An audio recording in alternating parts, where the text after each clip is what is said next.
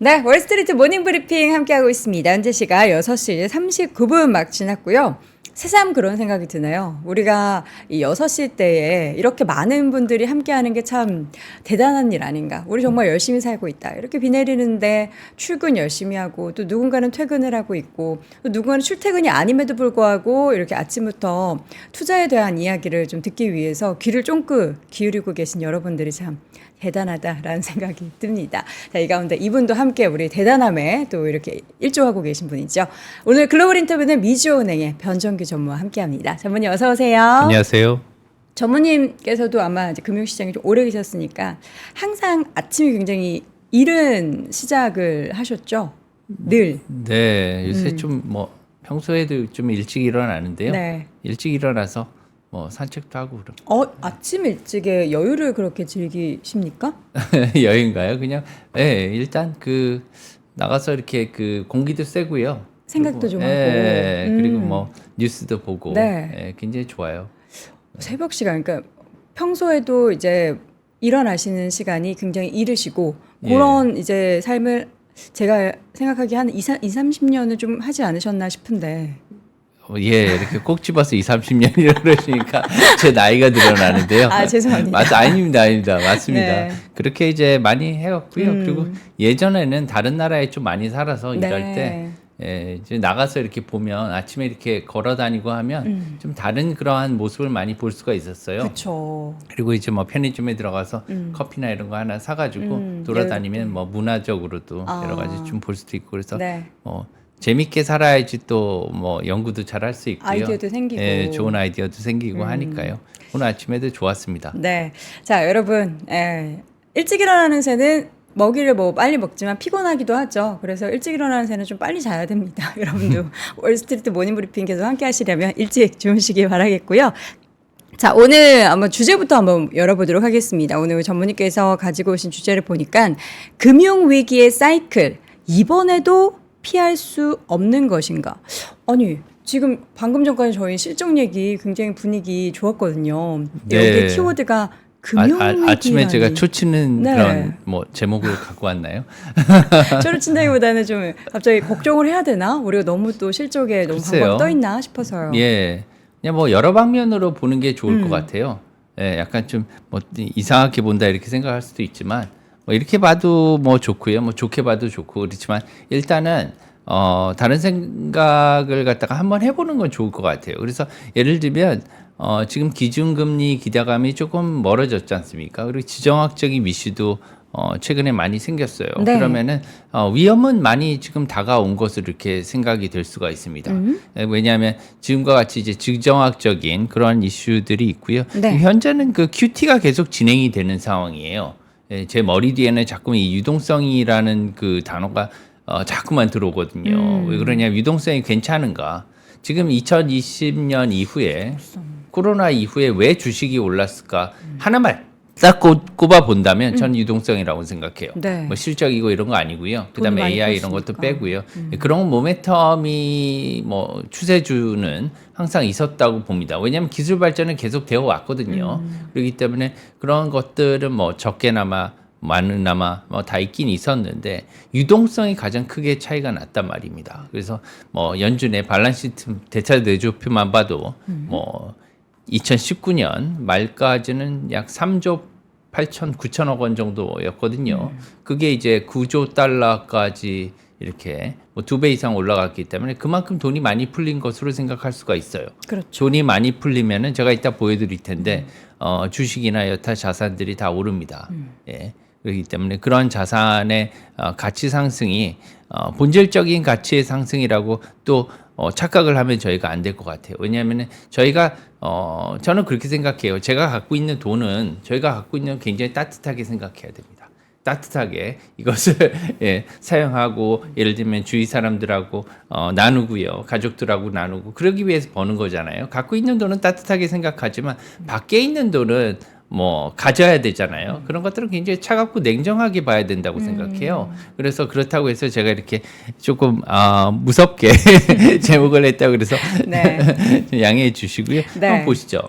냉정하게 또 시장을 바라봐야 된다라는 말씀이신 건데 과연 그러면 지금 상황이 어떤 상황인 건지 냉정하게 네. 한번 하나씩 평가를 해보겠습니다. 예. 일단 지금은 주가도 많이 널뛰기를 하고 있잖아요. 네. 하루하루가 달라요. 맞아요. 변동성이 과거에 대비해서 굉장히 높아진 상황입니다. 변동성이 위아래로 변동성이 굉장히 높아진 상황이고요. 지금 현재는 이제 미국 기준금리 를 비롯한 중앙은행들의 통화정책 전환이 올해 예상이 많이 됐었는데 조금 늦춰지긴 했죠. 그렇지만 아직도 그런 것들이 앞에 놓여 있는 상태고요. 지정학적인 이슈들은 기존의 러시아 우크라이나 지정학적인 위험 외에 이란과 그다음에 이스라엘의 공격으로 인해서 중동 위기까지 지금 같이 있는 상황이에요. 그래서 여기를 보면은 여러 가지 그 이슈의 유동성의 문제, 그 다음에 나중에 신용 이슈까지도 생각할 수 있는 그런 상황은 된다고 봐요. 그렇기 때문에 저희가 지금 그 가져온 뭐 파워포인트 보시면은요. 네. 이렇게 지금 뭐 의견이 완전 극명하게 엇갈리고 있죠. 굉장히 많이 다릅니다. 네. 그래서 뭐 JP 모건 같은 경우에 금리 인하가 없을 수도 있다. 제이미 다이먼드 그 회장이 나와서 직접적으로 뭐 없을 수도 있다 얘기했고요. 본인 입으로 뭐 미국 국채 금리가 2%에서 8%까지도 대비를 하고 있다 이렇게 얘기했기 때문에 저렇게 기준금리가 많이 오히려 길게 이렇게 고금리가 갈 수도 있고 오히려 오를 수도 있다는 것을 이렇게 시사해주는 그런 대목이거든요. 그렇기 때문에 올해 금리 인하 가능성 매우 낮을 것이다. 그리고 또 뭐 CEO인 핀토 사장도 나와서 뭐 계속해서 이런 말을 해요. 베리베리 로우 가능성이 올해 금리 인하 가능성이 매우 낮다. 네. 예, 이렇게 해서 지속적으로 JP 모건은 이러한 금리 인하가 없을 수 있다는 메시지를 주는 반면에 네. 최근에 그 존 윌리엄스 그 뉴욕 은행 총재는 한술 더 떠가지고 금리 인하 인상 가능성도 있다 이렇게 얘기하지 않습니까? 최근 인터뷰에 그렇게까지 얘기해서 지금 JP 모건과 뭐 뉴욕 연준 특히나 그 파월 의장을 제외한 연준 위원들은 굉장히 지금 호키시한 매파적인 발언을 지금 쏟아내고 있어요. 네. 예, 반면에 시티은행의 뭐 앤드류 홀레노스트라는 뭐 치프 이코노미스트죠. 이분은 완전한 반대적인 얘기를 하고 있습니다. 어제 저녁까지도 나와서요.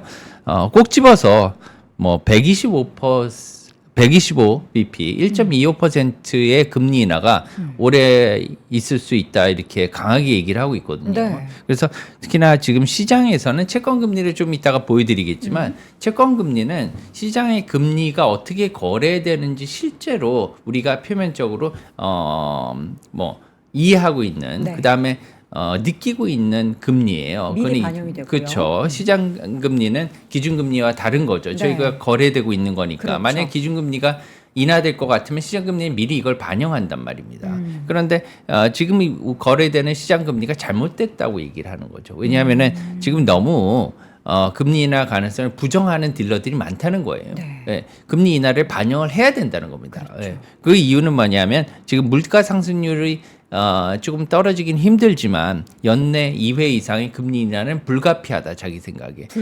불가피하다. 그래서 지금 누가 맞는지 뭐 그것은 이제 시청자분들이 아마 판단을 해주시면 될 것 같은데 한번 보겠습니다. 저희가 네. 논리적으로 어떤 것들이 맞는지 한번 보시죠. 네. 그 다음 국채 페이지 보시면 수익률. 네 채권을 안 볼 수가 없습니다. 네. 채권을.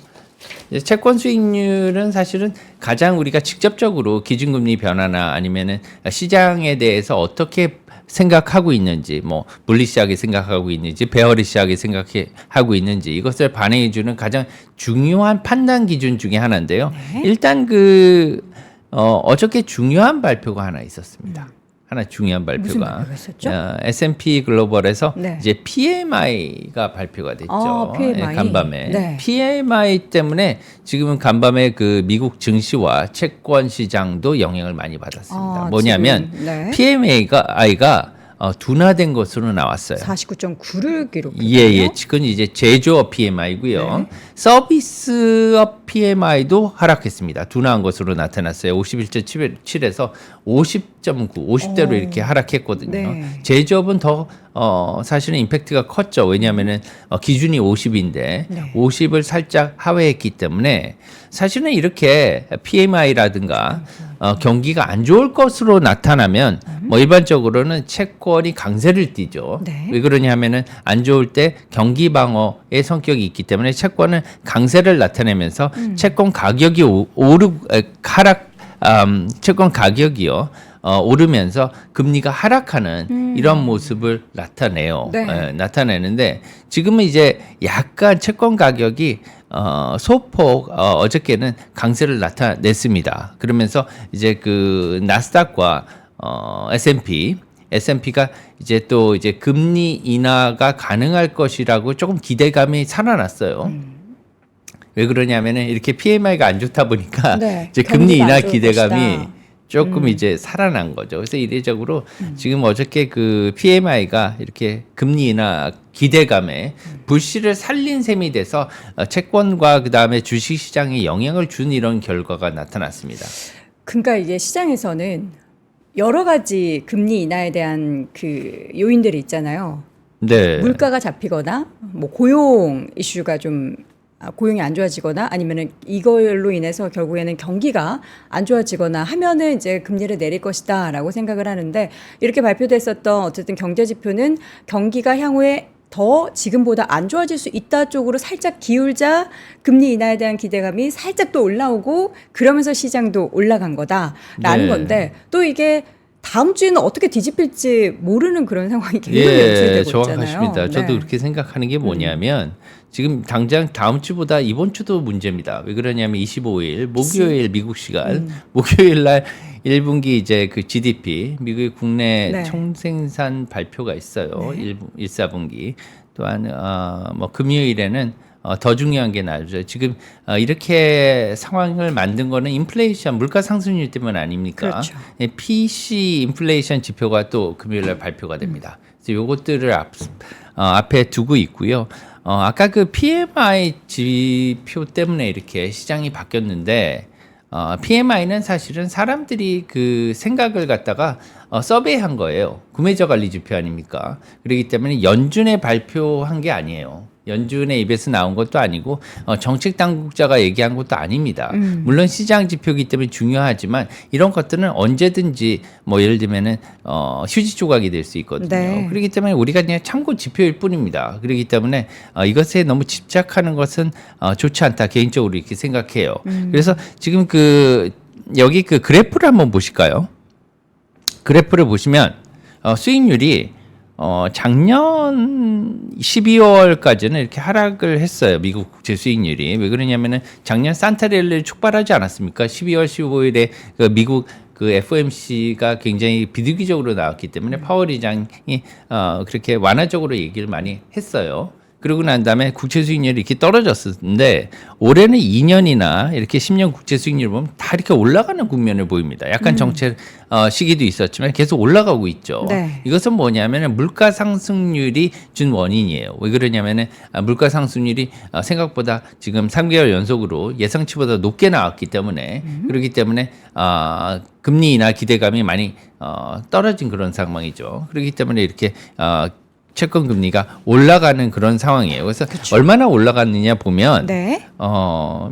많이 올라갔죠. 생각보다 한 70bp 0.7% 이상 이렇게 올라간 것을 볼 수가 있어요. 네. 이 정도면은 한 세 번 정도의 기준금리 인하가 없어진 것으로 생각할 수가 있습니다. 작년 말까지는 예를 들면 한 대여섯 번의 기준금리 인하가 이렇게 시장에 반영된 것으로 보였는데 네. 이런 것들이 지금 한두 번으로 이렇게 줄어든 상태로 이렇게 볼 수가 있어요. 그런데 하나 재밌는 건 뭐냐면 최근에 이렇게 그 미국채 수익률이 급등했단 말이에요. 맞아요. 급등한 거는 사실은 약간 이례적입니다. 그러니까 갑자기 4.7 뭐 가까이 올라가고 그래가지고 네. 이게 우리가 생각하는 거랑 전혀 다른 방향으로 갔어요. 예, 왜 그러냐면 지금은 두 가지가 한꺼번에 있어요. 재료가. 네. 아까 말씀드렸듯이 통화 정책, 네. 뭐 연준을 포함한 통화 정책의 변화가 중앙은행의 통화 정책의 변화가 예상이 되고 있고요. 네. 두 번째로는 지정학적인 위기가 고조됐지 않습니까? 그렇죠. 중동 위기에. 네. 그래서 사실은 이 두 가지가 있으면요, 일반적인 상황에서 지정학적인 그 리스크가 이깁니다. 우세해요. 악재 더 큰 게 이긴다. 예, 네. 보통 이제 화장실을 들어가면 네. 뭐 안 좋은 냄새가 나고 네. 뭐 좋은 방향제가 있으면 안 좋은 냄새가 이기죠.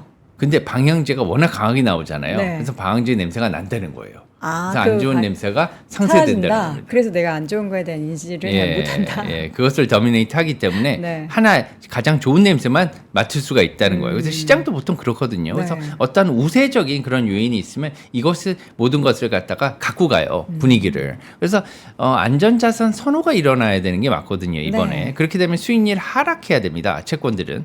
그리고 특히나 미국의 국채는 세계에서 가장 안전한 자산으로 평가받고 있잖아요. 안전 자산으로. 그렇기 때문에 내려가는 게 맞는데 이것은 지금 뭐냐면 그런 요인에도 있음에도 불구하고 기준금리 통화 정책 변화의 요인이 있음에도 불구하고 불구하고 지금 지정학적인 요인이 그것을 못 이겼다는 거예요.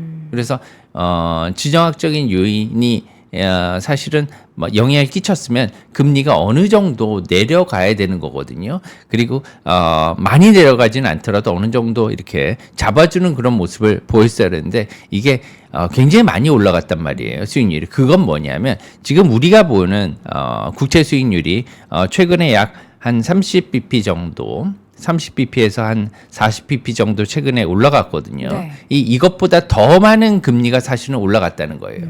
예. 기대금 쉽게 말씀드리면 네. 지정학적인 그 요인 위험 때문에 네. 금리 하락분이 있는데 그것을 상쇄하고 더 많이 올라갔기 때문에 이 밑에 내려간 것까지 더 해야 된다는 거죠. 그렇게 되면 지금 한 4, 50bp 지금 최근에 올랐는데 실제로 기준금리 인하 기대감이 사라진 부분은 더 크다는 겁니다. 기준금리 인하에 대한 기대감이 사라진 부분이 더 크다. 더 크다는 거죠. 왜냐하면은 지정학적인 리스크가 있으면 시장 금리가 하락하기 때문에 그 부분까지 합한다면은 더 많이 사실은 올라간 것으로 판단해야 된다는 겁니다. 그러면은 우리가 아침부터 너무 이렇게 많이 이제 4.7이 리스크 요인을 많이 아니고 말씀을 드리는데 그 실제 숫자는 더 위로 올라간 걸로 우리가 인지를 해야 된다는 거죠. 그래서 채권 시장이 알려주는 것은 사실은 위험성이 크다고 지금 많이 알려주고 있어요. 지금 시장이 위험하다라는 걸 알려주고 있다. 그래서 채권과 주식 시장 있는 그대로만 해석을 하면 주식 시장과 채권 시장은 다르게 지금 받아들이고 있거든요. 항상 보면은 주식 시장이 막 환호를 하고 있을 때도 채권이 뭔가 다른 방향으로 가면은 분명히 저거는 뭔가 시그널이 있다라고 이상한 그 기운을 감지를 해야 되는데 지금 전문의께서는 채권 시장의 방향성이 주식 시장과 다르게 나타나는 거를 우리가 인지하지 못하고 좀 등을 돌리고 있는데 그거를 제대로 좀 봐야 한다라는 말씀이시죠. 네, 기준금리 인하 기대감이 후퇴되었다고 하더라도 지정학적인 리스크 요인 때문에 이렇게 올라가는 것이 많이 올라가지는 못할 텐데 그럼에도 불구하고 이렇게 올라갔다는 거 뭐냐면 그만큼 더 많이 반영을 해야 된다는 거죠.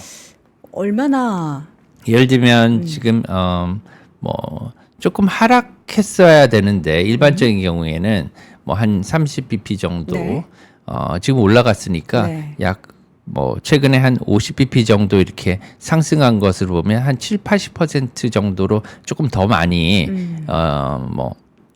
상승분을 생각해야 되지 않느냐 수익률이 이렇게 생각을 하고 있어요. 물론 최근에 그 뭐 10년이나 2년이나 5년이나 이 듀레이션별로 참 만기별로 좀 차이가 있긴 있는데 그래도 보면 일반적으로 그 정도 생각하면 될 것 같고요. 그렇게 되면은 지금 기준금리 인하가 올해 되지 않을 수도 있다라는 그러한 우려가 채권 시장에는 굉장히 많이 반영이 된 것으로 보입니다. 그것을 뒤에 한번 볼까요? 네, 보시죠. 한번 보시죠. 그러면은 이것을 제가 한번 계산을 해봤어요.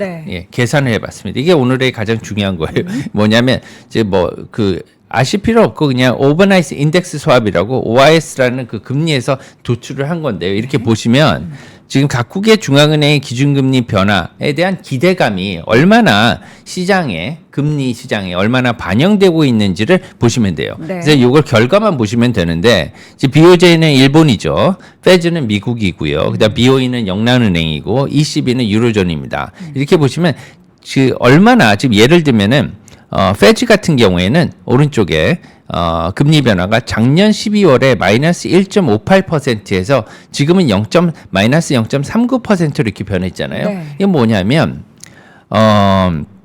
작년 12월에는 1.58%의 기준금리를 인하할 것으로 이렇게 시장은 생각을 했다는 겁니다. 근데 지금은 올해 4월 달에 와서는 지금 이게 많이 변했다는 거예요. 3번 페이지 한번 보여주시죠. 네. 네. 0.39%만 인하할 것으로 이렇게 네. 생각하는 걸로 변했다는 거예요. 그만큼 작년에는 이렇게 예를 들면 6, 7번에 우리 전문의께서 화면을 한번 넘겨주셔야 된다고 합니다. 네. 예. 감사합니다. 네.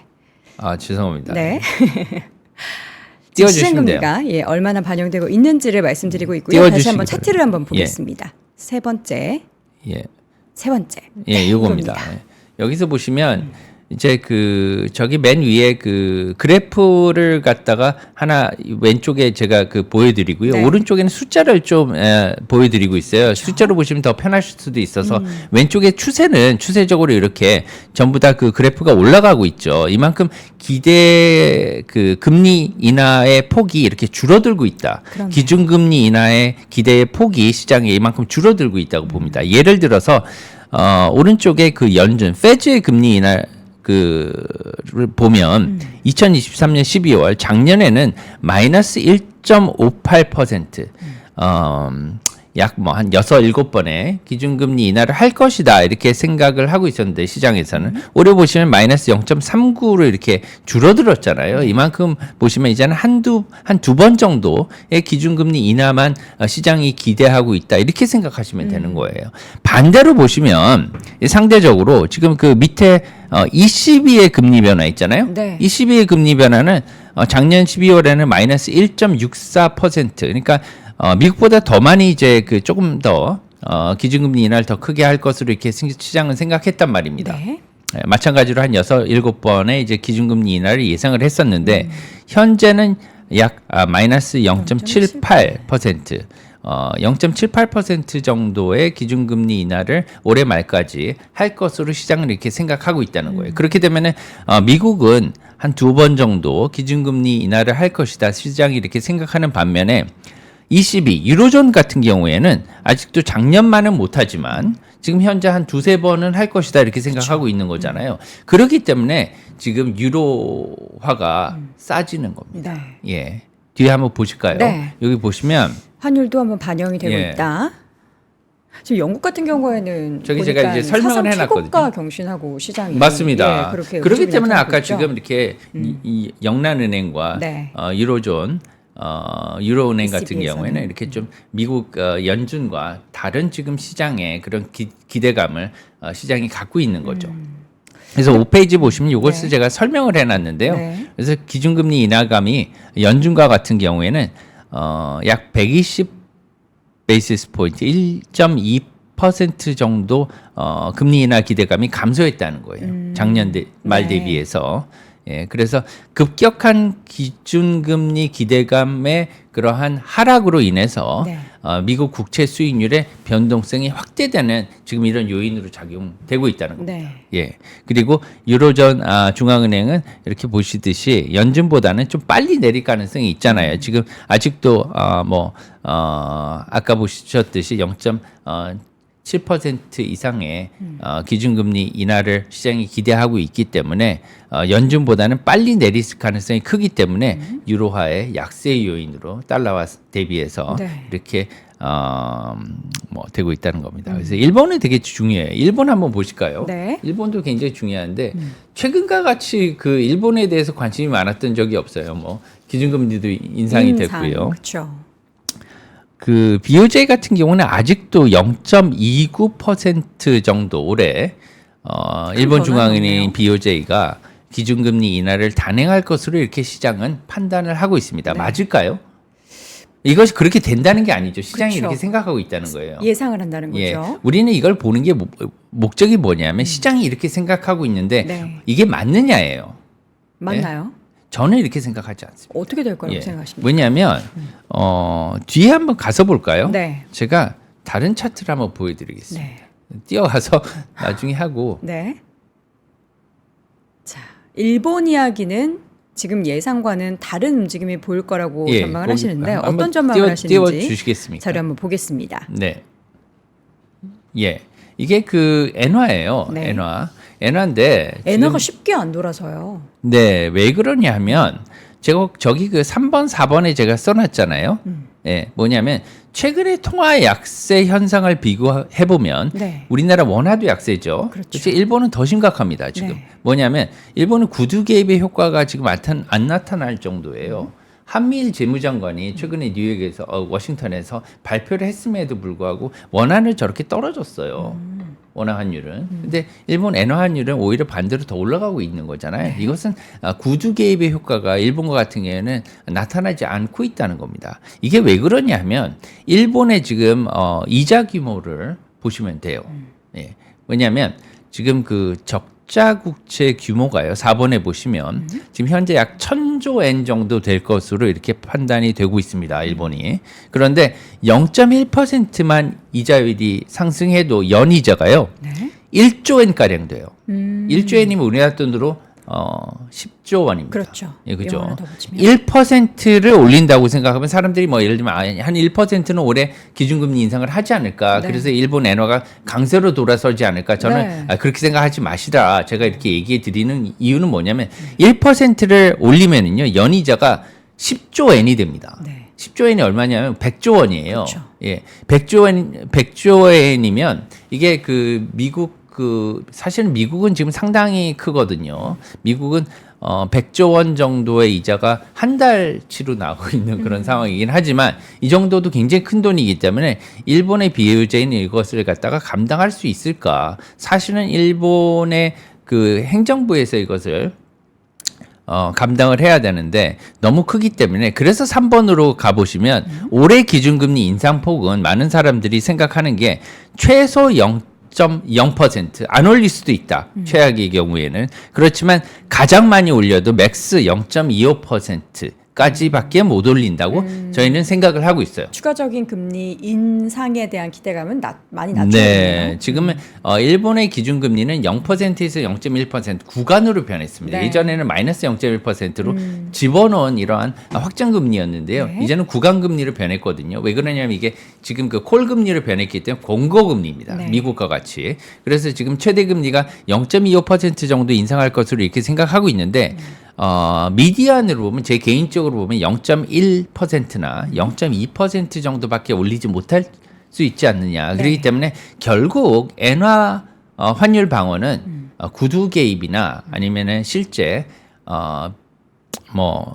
일본의 외환 당국이 개입하는 수밖에 없다. 이렇게 결론을 내고 있어요. 네. 아니면 마지막 구원 투수가 어디냐면 일본 중앙은행이 아니라 미국 중앙은행인 연준이죠. 그래서 일본 엔화의 환율은 일본 중앙은행인 BOJ가 아니라 미국 연준에 달려 있는 이런 아이러니컬한 상황이 되겠습니다. 지금 다들 근데 모든 나라가 연준을 쳐다보고 있지 않습니까? 예. 연준이 기준금리를 인하해야지 그러니까요. 엔화가 강해져요. 예. 그 방법밖에 없습니다. 근데 지금 앞서서 저희가 이제 1, 2, 3번으로 나눠서 그 연준과 유럽과 일본의 어떤 통화정책 회의에 대한 전망을 쭉 정리를 해주셨는데 지금 보면은 연준은 이전에 작년 연말 기대감보다는 그때는 뭐 6번까지 인하를 할 것이다라고 기대했지만 지금은 뭐 기껏해봐야 많아봐야 2번 정도로 확 기대감이 꺾인 거잖아요. 네. 근데 이런 상황 속에서 채권은 더 반영돼야 되는데 덜 반영되고 있고 주식 시장은 계속해서 꺾일 듯 꺾이지 않고 있는 그런 상황이 봤을 때는 어떻게 보면 살얼음판을 지금 우리가 걷고 있는 그런 상황인 건가요? 그래서 제가 하나 지금 말씀드리고 싶은 건 뭐냐면 네. 유동성이 얼마나 죄송해요. 죄송합니다. 유동성을 갖다가 한번 제가 말씀을 드리고 싶어요. 짧게 말씀을 드리겠습니다. 네. 예. 지금 띄워주시면 페이지 8번에 보시면 주가의 현재 지금 메인 드라이버가 뭐냐? 유동성이라고 봐요. 지금 보시면 지금 리만 그 금융 위기를 제외하고는 전부 다 지금 MLF 잔고와 같이 이렇게 비슷하게 올라가는 걸 볼 수가 있어요. 최근에는 더 이게 강화되고 있습니다. 네. 두 번째로 보시면 QT를 보시면 양적 완화의 속도가 지금 계속해서 나고 있기 때문에 네. 뭐 9조 달러까지 갔었잖아요. 근데 그 여름 이후로 7조 달러 이하로 지금 하회할 것으로 이렇게 예상이 되고 있습니다. 그래서 미래에 미국 그 유동성이요 어느 정도 많이 조금 줄어들 것으로 생각되고 있다는 거예요. 그쵸. 예. 그리고 하나 더 말씀을 드리면 두 번째 드라이버는 뭐냐? 그럼 저금리예요. 지금 여기 지금 제가 16년부터 시작해서 19년까지의 데이터를 지금 보여드리고 있는데 19년도에 지금 기준금리가 2.5%까지 올라갔단 말입니다. 네. 그런데도 불구하고 그래서 사실은 주가가 정체가 됐었어요.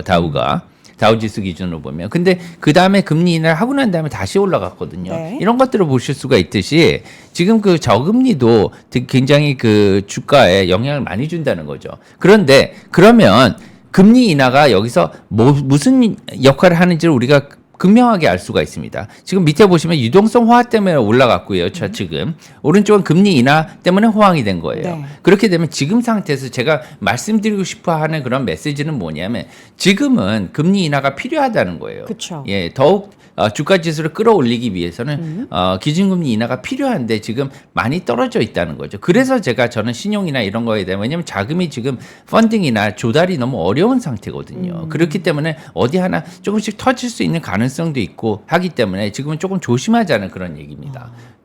시장을 더 끌어올리는 가장 큰 원동력이 돼야 할 금리 인하가 사실 실질적으로는 단행되기가 어렵고 그 가운데 시중에서 이제 유동성으로 끌어올렸던 시장에 대해서는 향후 추가적인 유동성 공급은 어려운 상황이다. 예, 왜 그러냐면 지금 MF가 계속해서 지금 더 늘어나기는 어려운 상황이거든요. 그럼 유동성이 더 어려울 수도 있다 이렇게 생각을 해요. 네. 그런데 하나 또 말씀을 드리면 뭐냐면 지금 그 연준의 QT가 이렇게 진행이 되고 있는데 네. 이것들 때문에 사실은 연준이 채권을 계속 안 사고 있는 상황이거든요. 네. 그래서 지금 잔고가 줄어들고 있는 거지 않습니까? 저건 뭐냐면 연준이 들고 있는 채권 잔고가 줄어들고 있다는 거예요.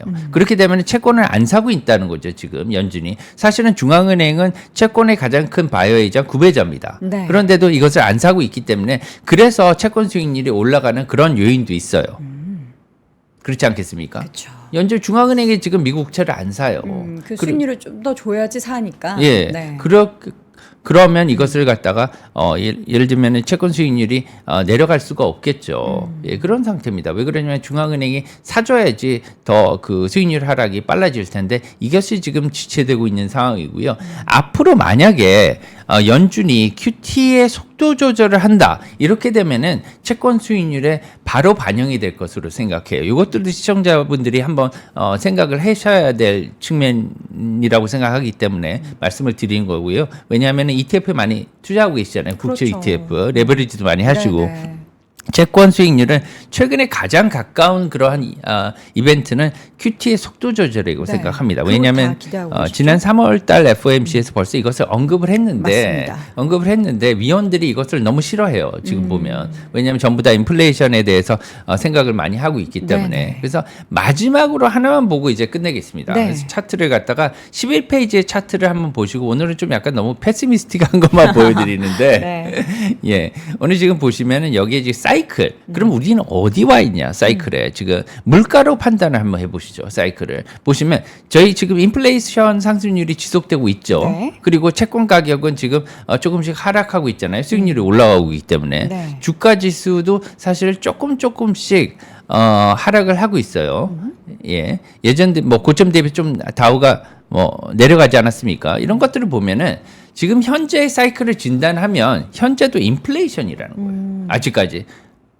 조금 의외죠. 그렇죠. 의외죠. 지금 예를 들면 저희가 이 디플레이션으로 가고 있는 것이 아니냐 이런 아직은 판단을 아니다. 하는 사람들도 있었는데 사실은 지금 우리가 인플레이션 중에 있었다는 겁니다. 지금 미국의 지금 생산과 고용, 그다음 소비가 모두 견고해요.